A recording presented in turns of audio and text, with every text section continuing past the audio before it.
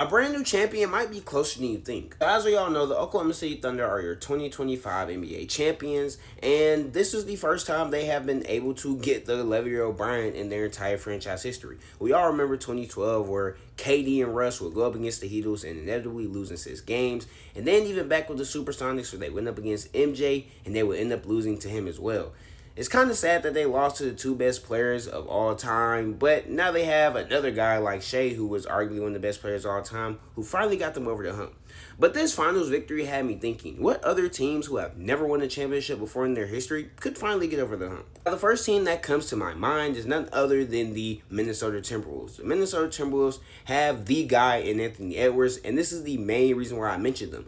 I feel like the hardest thing to do as a franchise is to find your star, especially a guy like Anthony Edwards who is on the brink of superstardom.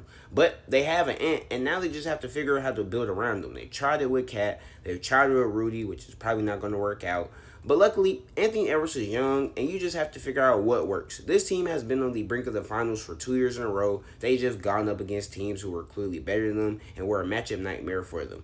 But in the upcoming years, if Anthony Edwards continues to progress and maybe they find some pieces to put around him, I can see them making a finals run and even getting the title. Next is none other than the Los Angeles Clippers, who you have to mention, and it feels like they've been on this list since the Lob City days, but they are a team who always has a roster that can compete with the best of them, but for whatever reason, they just end up falling short. And this season, they'll have a James Harden and a Kawhi Leonard in a very strong roster, and they're a strong candidate to win this title, but I just don't see it happening. But I have to mention them nonetheless. And the final team I have to mention, although it is more than likely not going to happen this season, is the Indiana Pacers, simply because they have this guy and they were just in the finals. And depending on how they build around them, they could very well be back, but only time will tell.